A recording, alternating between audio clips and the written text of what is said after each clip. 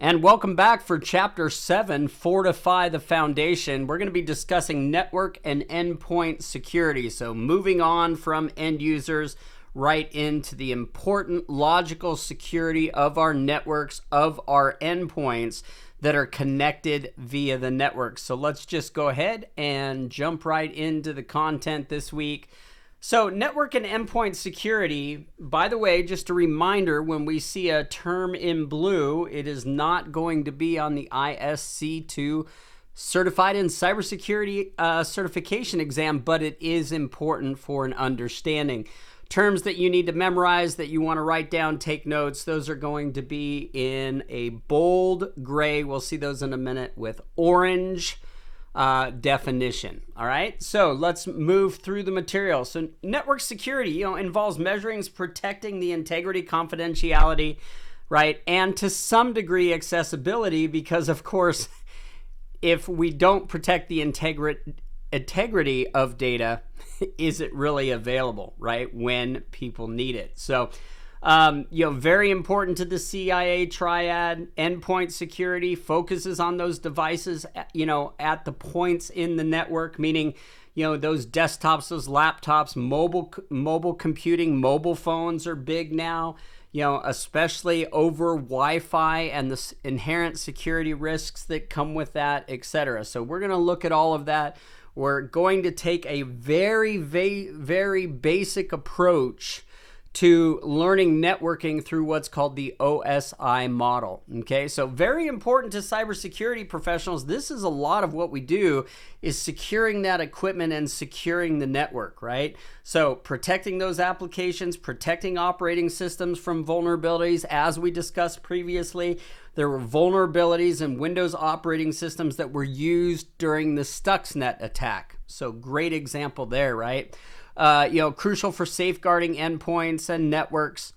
And that really is our job. Now, I love to start with a little history, give you a little foundation. So let's go all the way back to the 1960s and the advent of ARPANET. So ARPANET was a U.S. Department of Defense designed to facilitate computer resource sharing. The idea, of course, is to create some redundancy that didn't exist within computing. Okay, so if we went to war, for example, and a site with a computer was knocked offline, however that came to be, we wanted that redundancy and that data and that communication channel in addition to the other communication channels that we had. But of course, something this good cannot be kept secret, right? So consequently, we ended up, with network operating systems. We're leading all the way to the big I internet, if you will. Big ones in the 1970s and 80s were Unix. Okay, so powerful, flexible operating system, brought in those multitasking, multi-user capabilities so we could, set different user privileges on the network. We've already talked a little bit about this. Open source software comes into play. That software with the original source code is made freely available. Thus, you can download it, you can view the source code, you can modify the source code, you can become part of a collaborative effort to make that source code better. Okay, and that's key for cybersecurity, because as people work together to create better products, we inherently get a better product, right? More people are looking at the insecurities within the system, how to patch those, etc. Okay, now don't be fooled, by the way, by that old, unreliable adage that, I operate a Mac because it's more secure than PCs. Okay, remember, all of this source code for operating systems, for applications, etc., currently still written a lot by humans. AI is coming into the writing process, with inherent insecurities in itself. Okay, so it is our job to secure these operating systems, and when more people are looking at it, there is the possibility of a better, more secure operating system. Okay, so keep in mind, as a hacker, why would I go after Windows? Because there's a lot more Windows machines to hack into than Apple. Okay, it doesn't mean that Apple is more secure necessarily. Okay, now if you're thinking the way Apple's designed, with its sub-Unix Linux base, with its secure sort of sandboxing of apps. You are absolutely right as well. So this leads us into the 80s and 90s. We get into proprietary software. Microsoft and Apple come in. Open source is no longer a thing. They are creating proprietary code that's owned by their companies that only they can modify. Okay, so that open source goes away, but the idea is more control over the code, better product, more secure, right?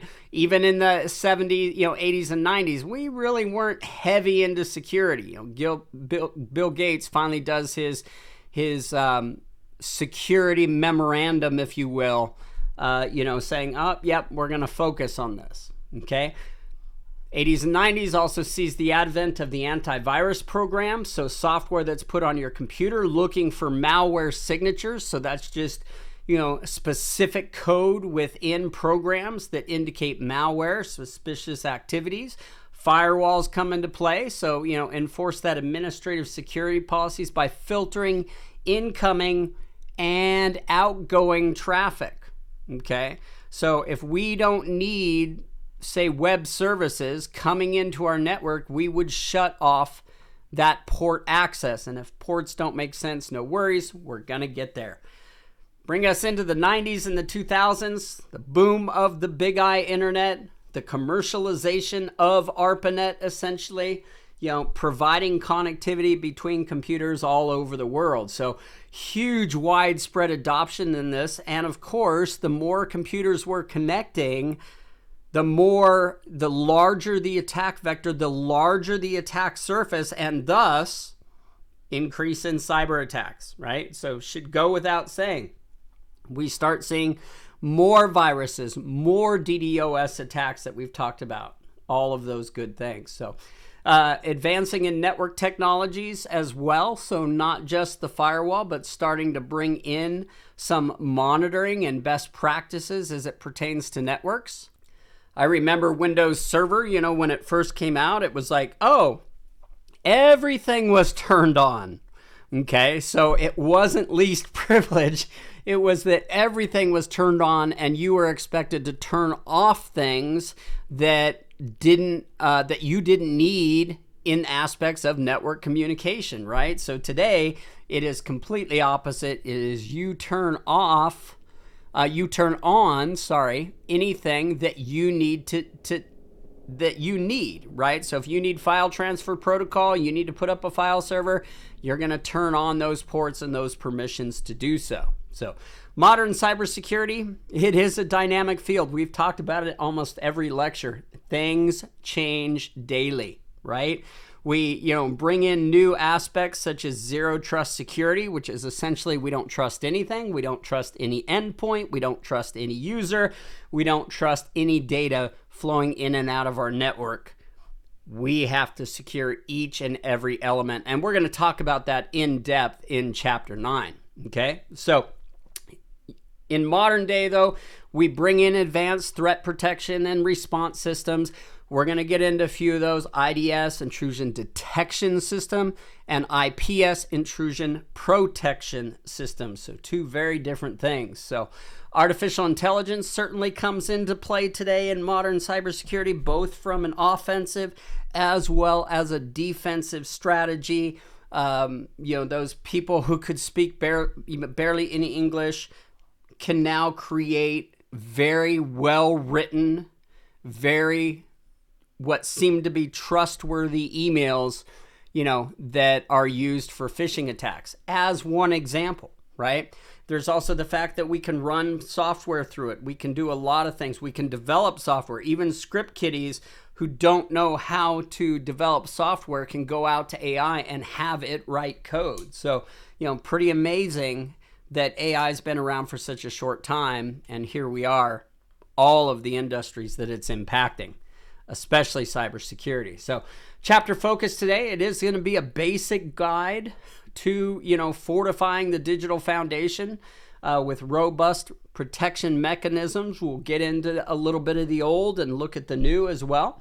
look at best practices, if you will. So, and understanding that interconnectedness to protect against the growing array of cyber threats. The more devices we put on a network, the larger the attack vector is. And, the best example I have for that right now is IoT, right? The use of IoT, not just in our homes, but, in companies to manage everything, manage lights, okay?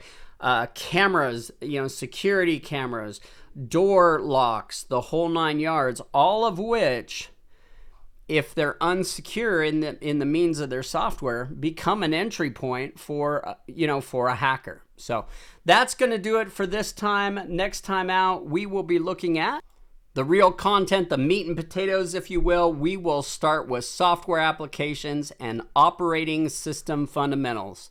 See you in part 2. Have a great day.